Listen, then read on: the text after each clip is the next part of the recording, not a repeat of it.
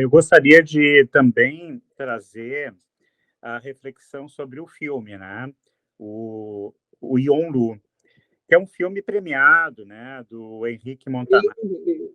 E é um filme assim, ó, ele me toca particularmente, porque eu conheço pessoalmente as pessoas envolvidas, né, e foi autorizado pelo pai, pela mãe, enfim, né, mas acho que o que é interessante e que é instigante para nós, na nossa área, é pensar que a história toda foge um pouco daquilo que a gente espera de alguém que produz, que simboliza, que compõe, porque ele era um menino genial. Ele tem Uhum, músicas que foram gravadas pelo Talking Heads. E tinha uhum. algo que se perdeu e que a gente não consegue saber, né? E o psicanalista dele era uma pessoa muito conhecida, muito bacana, Bom profissional, né? Excelente. então, isso assim, ó, nos toca pessoalmente, porque tem horas que a gente não dá conta. O que que eu penso, né? Eu penso porque eu conheço os pais bacanas que ele tinha, e ele estava num processo em que ele estava demandando aos seus pares qual seria a forma melhor de se matar, né? E ele foi instigado, né? Então, o que que acontece? Na adolescência, a gente sabe que os pares são né, os que Mais produzem importantes. mais idade, mais importantes. E tem uma fala do psicanalista no filme que eu acho que ela é muito interessante, que quando alguém está no abismo, tem que ter alguém que puxe, não que empurre, Uhum, né? Então, uhum, isso é uma reflexão para que a gente fique bem atento. O meio, que é o meio ambiente, que é as relações, o discurso subjacente nas letras, nas produções, no que está se escrevendo, porque talvez essa passagem ao ato possa ser revertida, principalmente num caso como esse, em que havia um elemento simbólico através da música, né?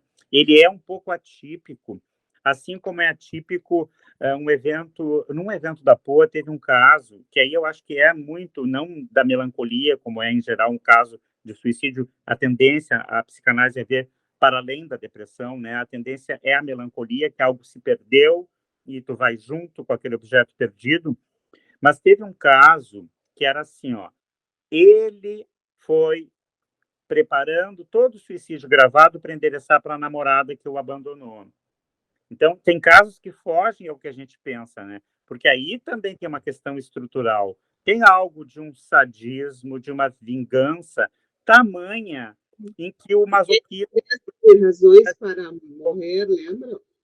Lembra de. Pô, É, eu acho que vocês lembram desse filme? É uma série, 13 Razões para Morrer. E ele vai fazendo ela, né, faz uma construção para as pessoas se sentirem responsáveis pela morte. pois é, isso é muito. É um caso atípico, né? Não é um dos mais comuns. Né?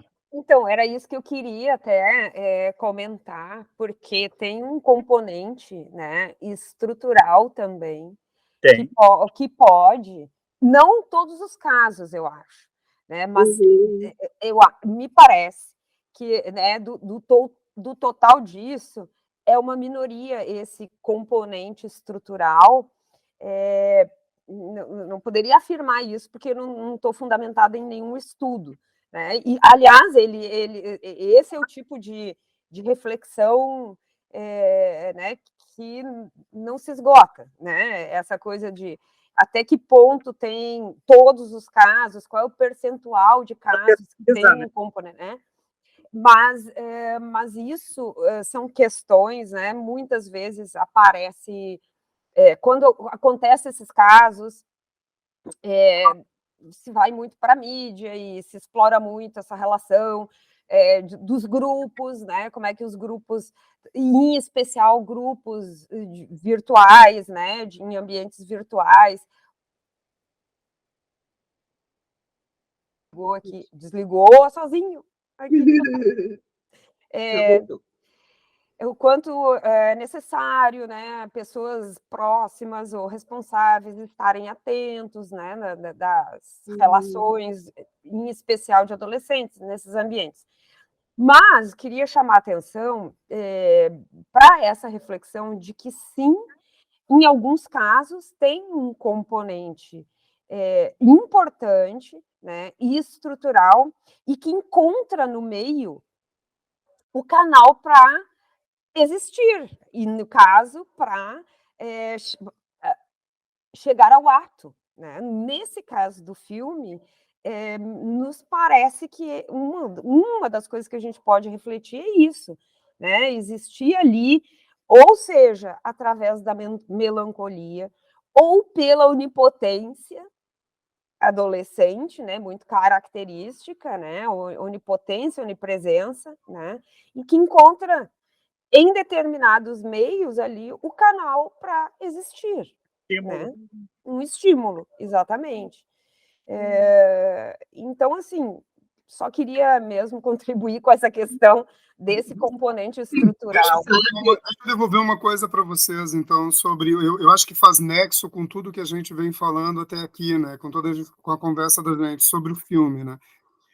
Me parece assim, o filme vale a pena assistir, vamos deixar na descrição o link, ele pode ser acessado no YouTube, ele tá todo ele lá, e ele é um filme belíssimo, e ele traz esse tema para a gente como professor, como pai, como sociedade, para a gente discutir, e é aí que eu quero, pessoal, é isso que eu quero devolver para vocês.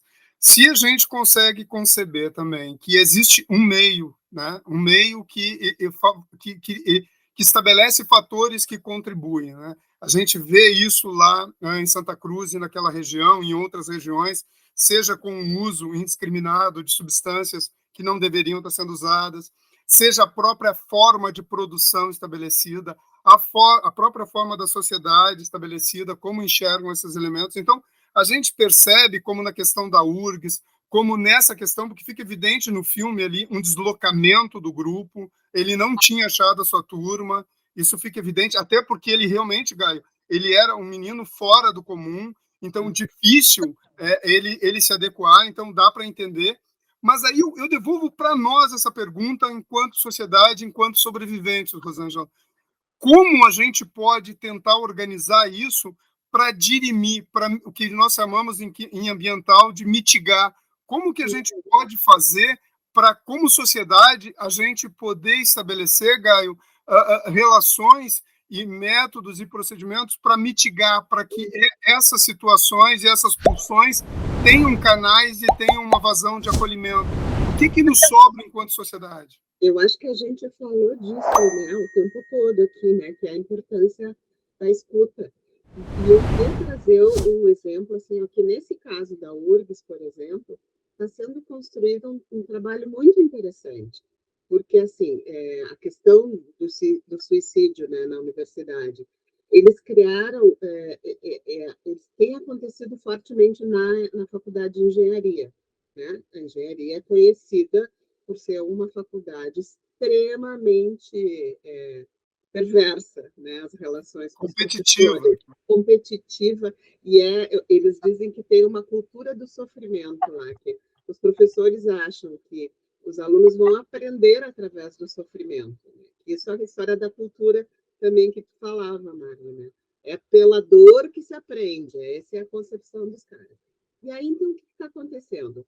A universidade fez uma cartilha que eu recomendo, depois a gente pode colocar aí também, uma cartilha muito bacana, que, deixa eu ver, acho que até anotei, o nome é Cuidado e Empatia em Momentos Difíceis, que foi feito pelo pessoal da Psico, enfim. E essa cartilha, ela fala muito disso que tu está trazendo. Assim. O que nós devemos fazer, né, quando a gente identifica esse sofrimento? Qual é o papel de cada instância? Qual é o papel da saúde pública? Qual é o papel da universidade? Qual é o papel, né, das pessoas que estão ao redor, né, dessas pessoas que estão identificando esse sofrimento? E eles criaram, que é isso que eu acho mais interessante, grupos de escuta. Então, assim, tem um projeto lá que eles chamam de Medusa, o nome é muito legal, E eles criaram, dentro dos centros acadêmicos, grupos de escuta com os alunos, para tentar ver, bom, no mínimo eles vão lá, vão se organizar, eles já conseguiram desarticular um desses professores, tirar ele de cena, né?